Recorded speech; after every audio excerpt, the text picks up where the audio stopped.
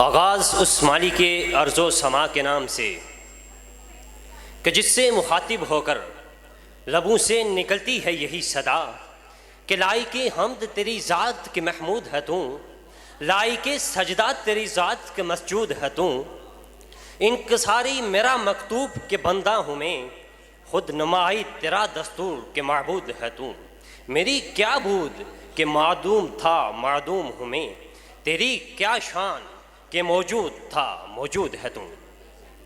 صدر احترام اور قابل صد احترام مہمانان گرامی، موضوع سخن ہے اگر وہ خواب سچا تھا تو یہ تعبیر کیسی ہے؟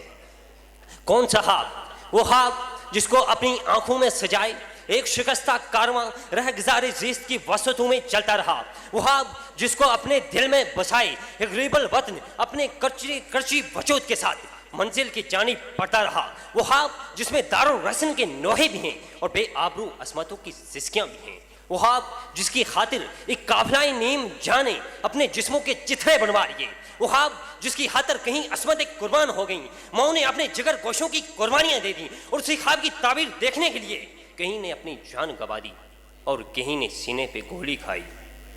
وہ ایک جذبہ تھا، وہ ایک خواب تھا جسے ہمارے اجداد نے دیکھا تھا، وہ ایک خواب تھا جس میں منزل بڑی دل نشیں نظر آتی تھی، وہ ایک خواب تھا جس میں ہر سمت انصاف و انصاف کی چاندنی پیچھے نظر آتی تھی، وہ ایک خواب تھا جس میں ہر طرف امن و آشتی کی کندیلیں روشن نظر آتی تھیں، وہ ایک خواب تھا جس میں صبح تازہ کے بعد ایک روشنی کی جھلک نظر آتی تھی۔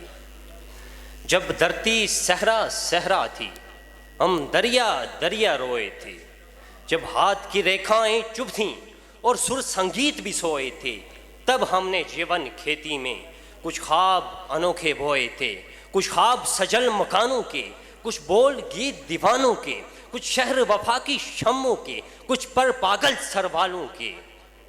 ہر بار گگن نے وہم دیا اب کے برکھا جو آئے گی، ہر بیج سے کونپل پھوٹے گی اور ہر کونپل پھل لائے گی، سر پہ چھاپا چھتری ہوگی اور دھوپ گڑھا بن جائے گی۔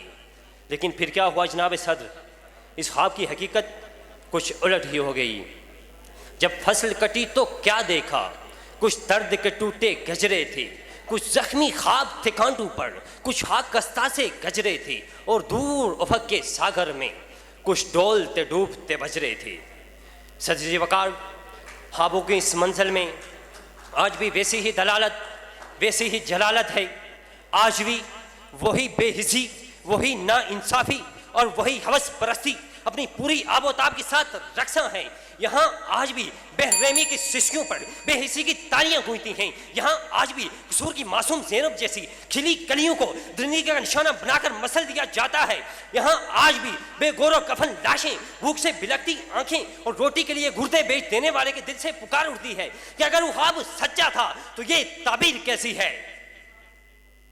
قیامت ہے کہ رات کب کی ڈل چکی ہے اور سورج ابھی تک نہیں نکلا۔ جی ہاں جناب صدر، چلو صبح کا اندھوں میں تو ہے جوش و خروش، آنکھ والوں کو وہی رات نظر آتی ہے، آنکھ والوں کو وہی رات نظر آتی ہے۔ آج ہر شے میں ملاوٹ ہے، کھانے میں، پینے میں، سوچنے میں، عبادت میں، مذہب میں، مدرسے میں، خانقاہوں میں، سیاست میں، صحافت میں، دعا میں، دوا میں، وفا میں، غرض یہ کہ ہر ادا میں ملاوٹ ہے۔ جناب صدر، ہمارے قائد آج بھی صرف قائد اعظم ہی ہیں، 74 برس بیت جانے کے بعد ہم پر قائدین کی کثرت ہے لیکن قوم اکیلی رہ گئی ہے۔ ہمارے پاس آج اتنے قائد ہیں کہ اللہ کی پناہ، لیکن افسوس تو یہ ہے کہ ہمارے قائد آج بھی صرف قائد اعظم ہی ہیں۔ اگر آج قائد اعظم زندہ ہو جائیں تو اس ملک میں موجود قائدین کی کثیر تعداد وفات پا جائے۔ اگر آج علامہ اقبال زندہ ہو جائیں تو اپنی قوم کی حالت دیکھ کر صدمے سے ایک مرتبہ پھر مر جائے۔ جی ہاں جناب صدر، یہی حقیقت ہے۔ آپ کی سماعتوں کا بے حد شکریہ۔